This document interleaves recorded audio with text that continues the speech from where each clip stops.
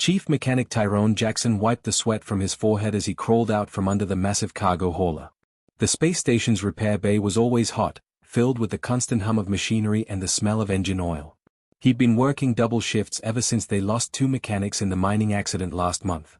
"Dad, you missed dinner again," called his 10-year-old son Darius from the bay entrance. The boy held a sandwich wrapped in foil, his school uniform still neat despite the late hour. Tyrone's heart clenched.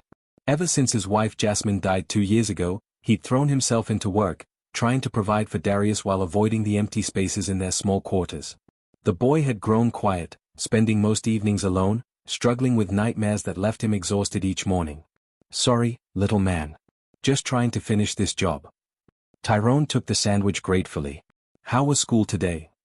Darius shrugged, kicking at a loose bolt on the floor. "Okay, I guess. Mrs. Rivera says I need to focus better. But I keep falling asleep in class." Before Tyrone could respond, his supervisor's voice crackled over the comm system. "Jackson, we need you in Salvage Bay C." New wreckage came in from the outer rim.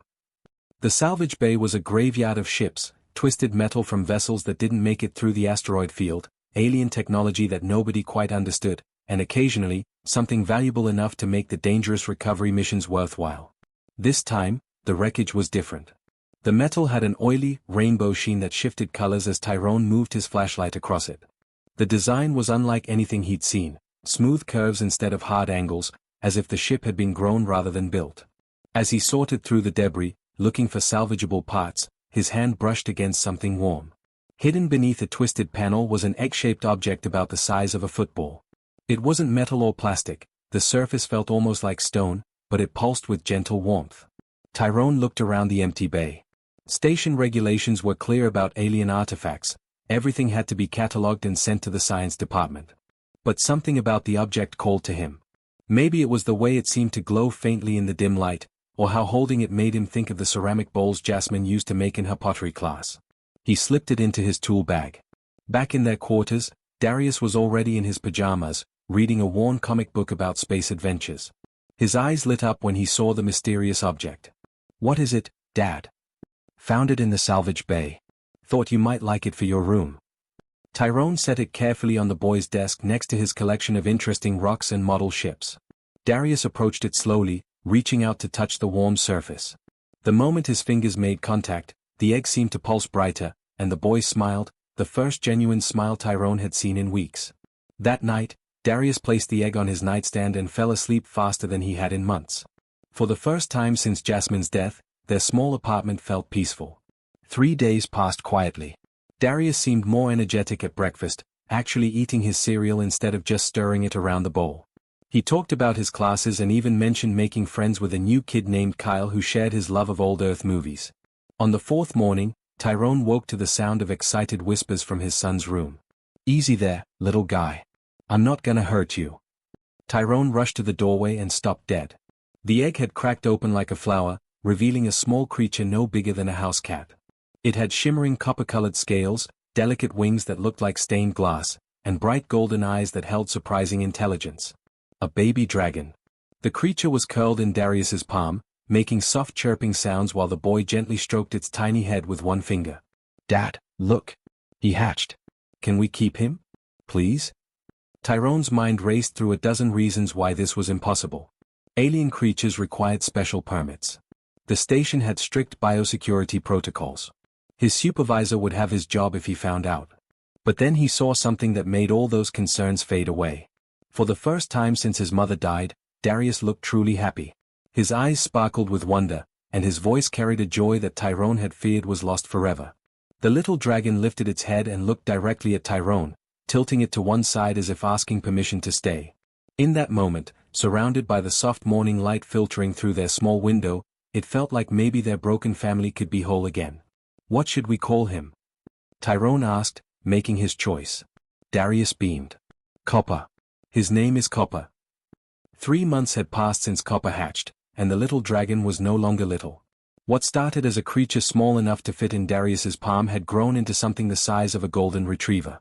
His copper scales had darkened to a rich bronze, and his wings could now carry him across their entire living quarters in a single glide. Station Administrator Benjamin Cross stood in the doorway of Tyrone's quarters, his face stern and unwavering. Behind him, two security officers waited in the hallway, their hands resting casually on their stun batons. "Jackson, this has gone on long enough," Cross said, his voice echoing in the small space. "That creature is a safety hazard. Yesterday it nearly knocked over Mrs. Peterson in the corridor, and last week it somehow got into the ventilation system and caused a power outage in Section 7. Darius sat on his bed, arms wrapped protectively around Copper, who sensed the tension and pressed closer to the boy. The dragon's golden eyes darted between the adults, a low rumble building in his chest. "He didn't mean any harm," Darius said quietly. "He was just trying to find me after school." Tyrone stepped between his son and the administrator. "Cross, you've seen the reports. Darius's grades have improved. He's sleeping better. The nightmares have stopped completely. That dragon is the best thing that's happened to my boy since his mother died. I understand your situation, Jackson, but regulations are regulations. Dr. Monica Hayes in the xenobiology lab has been requesting access to study the creature for weeks. It belongs in a proper research facility, not someone's living room." As if understanding the conversation, Copper's rumble grew louder. His bronze scales began to shimmer with an inner light, and the temperature in the room seemed to rise several degrees. "You're scaring him," Darius whispered, tightening his grip on the dragon. Dr. Hayes appeared in the doorway, pushing past the security officers with her portable scanner in hand. She was a tall woman with kind eyes, but her expression was all business as she aimed the device at Copper. "Fascinating," she murmured, watching the readouts on her screen. "The creature's electromagnetic field is fluctuating in sync with the child's heartbeat. I've never seen anything like it." "What does that mean?" Tyrone asked. Before Dr. Hayes could answer, Copper suddenly spread his wings wide and let out a sharp cry. At the same moment, Darius doubled over, clutching his chest and gasping for air. "They are connected somehow," Dr. Hayes said, her scientific curiosity overriding her caution. "When one experiences distress, the other responds physically. This could be the first documented case of interspecies neural bonding." Administrator Cross was unmoved. "All the more reason to study it properly. The creature goes to the lab today." What happened next would be talked about on the station for weeks. As the security officers moved forward with a containment cage, Copper's protective instincts kicked in. He launched himself into the air, circling the room with surprising speed while releasing bursts of superheated air that made everyone stumble backward. But it wasn't the dragon's display of power that stopped them cold. It was Darius. The moment Copper took flight, the boy collapsed to the floor, his body convulsing as if he were experiencing the same flight reflexes. His breathing matched the dragon's rapid wing beats, and his skin temperature spiked to dangerous levels. "Medical emergency." Dr. Hayes shouted into her comm device. "I need a trauma team to Level 5, Section C, immediately." Tyrone dropped to his knees beside his son while Copper landed beside them, the dragon's distress causing small electrical discharges to spark from his scales. The creature nudged Darius with his snout, making soft whimpering sounds that seemed almost human. Within minutes, the medical team arrived with emergency equipment. As they worked to stabilize Darius, something remarkable happened. The moment Dr. Evans placed a sedative patch on the boy's arm, Copper also began to calm down, his breathing slowing to match his human companions. "Their vital signs are synchronizing," Dr. Hayes observed, her scanner beeping steadily. "When the child's heart rate decreases, so does the dragon's. When one is sedated, the other becomes drowsy. This isn't just emotional bonding, it's physiological." Administrator Cross watched the scene unfold with growing concern. "What happens if we separate them permanently?" "I honestly don't know," Dr. Hayes admitted. "But based on what we just witnessed, it could be dangerous for both of them." As the medical team prepared to transport Darius to the infirmary for observation, Copper refused to leave his side. The dragon positioned himself next to the stretcher, his large golden eyes never leaving the boy's face. That night, as Darius recovered in the medical bay with Copper curled up on a makeshift bed beside him, long-range sensors detected something that would change everything. Deep space monitoring equipment picked up massive energy signatures approaching from the outer rim, ships using technology that didn't match any known species in the galactic database. Dr. Hayes studied the readings with growing unease. Whatever was coming their way was big, powerful, and heading directly for their small mining station. She had a sinking feeling that Copper's presence on the station wasn't as random as they'd originally believed. In the medical bay, both boy and dragon slept peacefully, unaware that their bond was about to be tested in ways none of them could imagine. The alarm klaxons woke everyone on mining station Theta 7 at exactly 0347 hours. Tyrone bolted upright in the medical bay chair where he'd been sleeping beside Darius's bed. Copper lifted his bronze head, scales rippling with nervous energy as the emergency lights bathed everything in harsh red. "All hands to emergency stations," came the voice over the intercom. "Unknown vessels approaching. This is not a drill." Commander Rita Washington's voice was steady, but Tyrone could hear the underlying tension. In his 20 years working space stations, he'd never heard her sound worried before. Through the medical bay's small porthole, Tyrone could see them, massive shapes moving against the star field like dark mountains floating in space. The ships were unlike anything he'd ever seen. Instead of the boxy, practical designs humans preferred, these vessels seemed to flow like liquid metal, their surfaces shifting and gleaming with an inner light. "Dad, what's happening?" Darius asked, sitting up in his hospital bed. Copper immediately moved closer, pressing his warm body against the boy's side. Before Tyrone could answer, Dr. Hayes burst through the door, her tablet clutched in shaking hands. The lead ship just transmitted a message. It's in perfect English. She played the recording, and a voice filled the room, deep, melodic, and carrying an authority that made everyone straighten unconsciously. "Greetings, humans of Mining Station Theta 7. We are the Drakmari Collective. We have traveled far to reclaim what was lost. Return our offspring, and no harm will come to your settlement." Copper's head snapped up at the sound of the voice, his golden eyes widening. A strange sound emerged from his throat, not quite a growl, not quite a song, but something that seemed to resonate in the walls themselves. "They're talking about Copper," Darius whispered, his arms tightening around the dragon. "They want to take him away."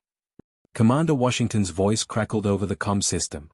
"All senior staff report to Conference Room Alpha immediately.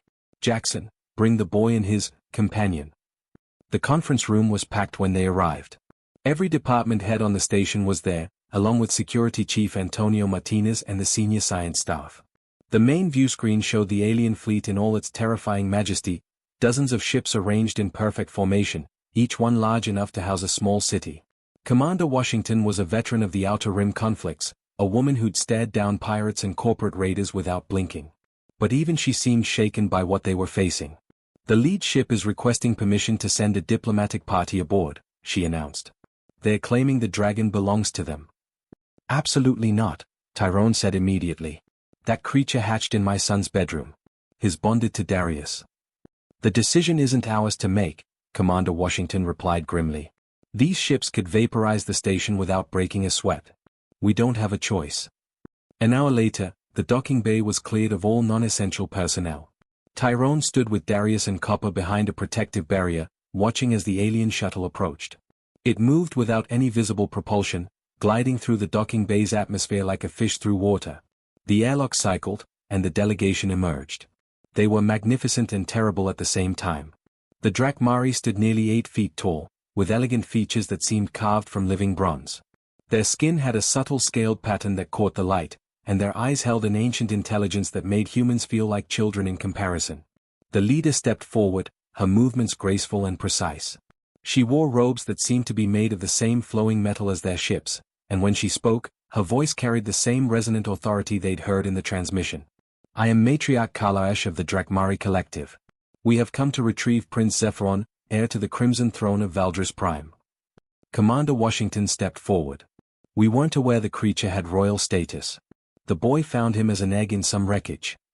"Wreckage from the royal transport that disappeared 3 cycles ago," Kalash replied, her golden eyes scanning the room until they found Copper. "The prince was being relocated to a safe world when pirates attacked. We have searched 12 star systems to find him." Behind the barrier, Copper began making that strange singing sound again, but he pressed closer to Darius instead of approaching his own people. "The young one seems attached to the human child," observed another Drakmari, this one wearing the robes of what looked like a scientist or healer. "Impossible," Kalash said dismissively. "Humans lack the neural complexity for true bonding with our species. It is merely confusion from his time in captivity." Dr. Hayes stepped forward with her scanner. "Actually, that's not accurate. We've documented a genuine physiological bond between the boy and the dragon. Their nervous systems are synchronized." The matriarch's expression didn't change, but something flickered in her golden eyes. "Show me." What happened next demonstrated just how deep the connection between Darius and Copper had become. As the Drakmari scientists approached with their own scanning equipment, both boy and dragon became agitated. Copper's scales began to glow with defensive energy while Darius's heart rate spiked dangerously. "Stay back," Darius said, his young voice carrying surprising strength. "You're scaring him." For the first time since arriving, Matriarch Kalash seemed uncertain. She'd expected to find a lost prince being held by primitives. Instead, she was witnessing something that challenged everything her people believed about their superiority over other species. "Perhaps," she said slowly, "we should examine this bond more carefully before proceeding." But even as she spoke those words, Tyrone could see the resolve in her golden eyes. The Drakmari hadn't traveled across the galaxy to negotiate. They'd come to collect their prince, regardless of what bonds he might have formed with humans. The real test was just beginning. The next 3 days turned mining station Theta 7 into a laboratory unlike anything the galaxy had ever seen. Drakmari scientists worked alongside human researchers, their advanced equipment humming beside Dr. Hayes's basic scanners. The cultural differences were stark. Where humans rushed and argued and spilled coffee on their notes, the Drakmari moved with deliberate precision, speaking in measured tones that carried centuries of accumulated knowledge. Darius sat patiently in the medical bay as alien devices mapped every neuron in his brain. Copper lay beside him, equally cooperative but watchful, his golden eyes tracking every movement the scientists made. The dragon had grown noticeably since the Drakmari arrived, as if their presence triggered some dormant growth pattern. "The readings are unprecedented," announced Dr. Zerothes, the lead Drakmari scientist. Her bronze skin shimmered as she studied the data flowing across holographic displays. "This human child is generating neural frequencies identical to our own bonding patterns." Dr. Hayes leaned forward, trying to understand the alien technology. "What exactly does that mean?" "Among our people, true bonding occurs perhaps once in 1,000 lifetimes," Zerothes explained. "It requires perfect synchronization of brainwave patterns, genetic compatibility at the cellular level, and what you might call spiritual resonance. We call it the eternal resonance." Tyrone felt his stomach drop. "You're saying my son is some kind of mutant?" "Not mutant," Zerothes corrected gently. "Evolution. Your species is younger than ours, more adaptable. This child represents a bridge between our peoples that we never thought possible." Matriarch Kalash stood silently in the corner, her expression unreadable. For 3 days, she'd watched the tests, observed the interaction between prince and human child, and consulted with her advisors through encrypted communications. The weight of her decision hung over everyone in the room. "In our culture," she finally spoke, "the eternal resonance is sacred above all else. It supersedes bloodlines, royal succession, even the will of the collective itself." Commander Washington looked confused. "What are you saying?" "I am saying that if this bond is genuine, if this human child truly shares an eternal resonance with Prince Zephyron, then by our oldest laws, they cannot be separated." The room fell silent except for the soft beeping of monitoring equipment. Darius looked up from where he was gently stroking Copper's head. "Does that mean he gets to stay?" the boy asked hopefully. Kalash's golden eyes softened slightly. "Child, you do not understand the complexity of what we face. Zephyron is not just any dragon. He is the heir to a throne that rules 17 worlds. His people need him." "But he's happy here," Darius protested. "We take care of each other.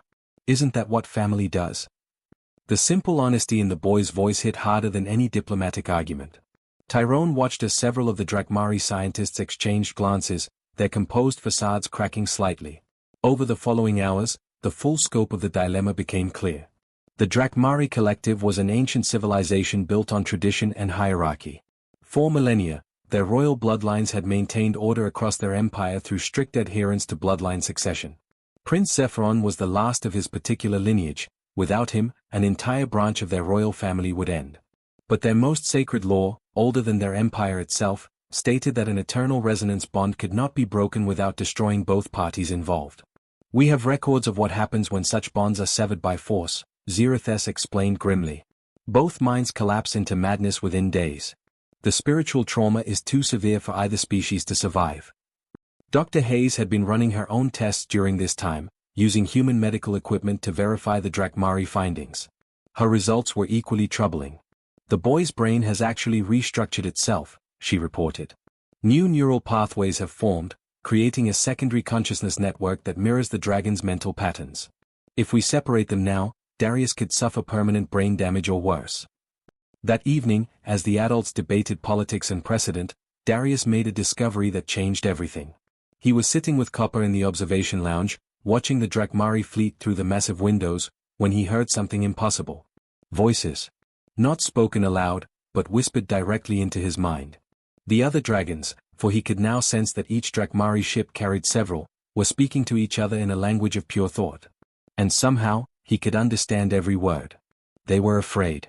Not of humans or the situation on the station, but of what their own rigid traditions were doing to their people. Many of the dragons had grown tired of the endless ceremonies, the political maneuvering, the cold calculation of royal duty. They envied Prince Sephiron's freedom, his ability to experience unconditional love from a being who asked nothing in return except companionship. Copper, Darius whispered, they're all listening, aren't they? The bronze dragon lifted his head and projected a single, powerful thought that reached every Drakmari mind in the fleet. This child showed me love when I had no memory of home. He gave me purpose when I had no understanding of my heritage. He chose me not because of what I might become, but because of who I am right now. The response was immediate and overwhelming. Across 17 ships, dragons who had spent centuries following orders without question began to ask themselves when they had last felt such simple, honest affection. Matriarch Kalash felt it too, the collective shift in her people's consciousness. For the first time in her long reign, she faced a choice that could either destroy everything she'd built or transform it into something entirely new. In the observation lounge, Darius hugged Copper tighter, unaware that his capacity for love had just challenged an empire spanning dozens of star systems. Tomorrow would bring decisions that would echo across the galaxy for generations to come. The ceremony was set for dawn. In the main docking bay of Mining Station Theta 7, hundreds of candles floated in perfect formation, their flames dancing without any visible support. It was Drakmari tradition, when facing an impossible choice, let the flames of wisdom guide the path forward. Darius stood in the center of the circle, his small hand resting on Copper's now massive bronze head. The dragon had grown again overnight, as if preparing for whatever was to come. His scales gleamed like polished metal, and his wings stretched wide enough to cast shadows across half the bay. Matriarch Kalash had spent the night in deep meditation with her council. The debates had been fierce, conducted in the musical language of the Drakmari that sounded like wind chimes in a storm. Tradition demanded that Prince Sephiron return to claim his birthright. But their most sacred law protected the eternal resonance above all else. My people have ruled the outer systems for 3,000 years, Kalash announced to the assembled crowd of humans and Drakmari. We have maintained order through strength, wisdom, and unwavering adherence to tradition. Today, we face a choice that challenges everything we believe about ourselves. Tyrone stood beside Commander Washington, his mechanic's hands clenched into fists. 3 days of diplomatic discussions had led to this moment, but he still didn't understand what was really happening. All he knew was that they might take his son's best friend away forever. Dr. Hayes monitored her scanners nervously. Both Darius and Copper showed elevated stress levels, but their synchronization remained perfect. Whatever happened next, they would face it together. The law is clear, continued one of Kalash's advisors, a stern-faced Drakmari named Therondak. The prince must return. The outer systems need their heir. The law is also clear about eternal resonance, countered Dr. Zerathes. To break such a bond would be to commit murder twice over. As the debate continued, something remarkable began to happen. Darius, who had been quiet throughout the ceremony, suddenly stepped forward. Can I say something? The docking bay fell silent. Every eye turned to the 10-year-old human boy who had somehow become the center of an interstellar crisis. I've been listening to your people talk, Darius said, his young voice carrying clearly in the vast space. Not just with my ears, but with my mind. Copper taught me how to hear the thoughts you share when you think humans aren't paying attention. Several Drakmari shifted uncomfortably. They hadn't realized their telepathic discussions were being monitored. You're all afraid, Darius continued. Not of me or of Copper staying here. You're afraid that your people are forgetting how to be happy. You follow rules and traditions so old that nobody remembers why they were made in the first place. Matriarch Kalash's golden eyes widened slightly. Child, you speak of things beyond your understanding. Do I? Darius asked. Because I've been talking to the other dragons on your ships. They're tired of being alone all the time. They want what Copper has, someone who cares about them just because they exist, not because of what they are supposed to do or who they are supposed to become. The boy moved to stand directly in front of the matriarch, his small frame dwarfed by her imposing presence. But his voice never wavered. Copper could go back with you and be a prince. He could sit on a throne and make important decisions and everyone would bow when he walked by. But would he be happy? Before Kalash could answer, Copper himself stood up. The bronze dragon had been silent throughout the ceremony, but now his thoughts reached every mind in the docking bay, human and Drakmari alike. This human child found me when I was lost and alone. He didn't know I was a prince. He didn't care about thrones or empires or traditions. He saw a small, scared creature who needed love, and he gave it freely. That is worth more than all the crowns in the galaxy.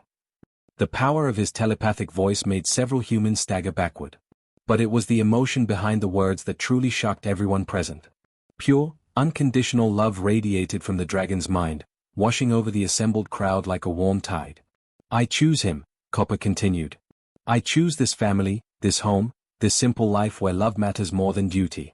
If that means giving up my birthright, so be it. The silence that followed seemed to last forever. Then, from the back of the Drakmari delegation, a voice spoke up. What if you didn't have to choose? Dr. Zerathes stepped forward, her expression thoughtful. What if Prince Zephyron could rule from here? What if Mining Station Theta 7 became the first joint human Drakmari colony? The suggestion sent shockwaves through both groups. Humans had never shared governance with an alien species. The Drakmari had never established a royal seat outside their traditional territories. But as the idea took shape, its possibilities became clear. Copper could maintain his bond with Darius while still serving his people. The eternal resonance would be preserved, demonstrating to the Drakmari that there were paths beyond their ancient traditions. Most importantly, it would prove that love could bridge any gap, between species, between worlds, between the rigid demands of duty and the simple need for connection. Matriarch Kalash looked at the human boy and the bronze dragon, seeing in them something her people had lost long ago. Very well, she said finally. Let this place become the first embassy of the heart, where two species learn to grow together instead of apart. 6 months later, Mining Station Theta 7 had become the most famous outpost in known space. Darius grew up learning both human engineering and Drakmari wisdom, while Copper became the first prince in history to rule with his best friend by his side. The eternal resonance had done more than save 2 lives, it had opened a door to a future where no one had to choose between love and duty, because the best leaders were those who understood that the two were never truly separate. In the end, a scared little boy and a lost dragon prince had taught the galaxy its most important lesson, that love, freely given and honestly shared, was the strongest force in the universe.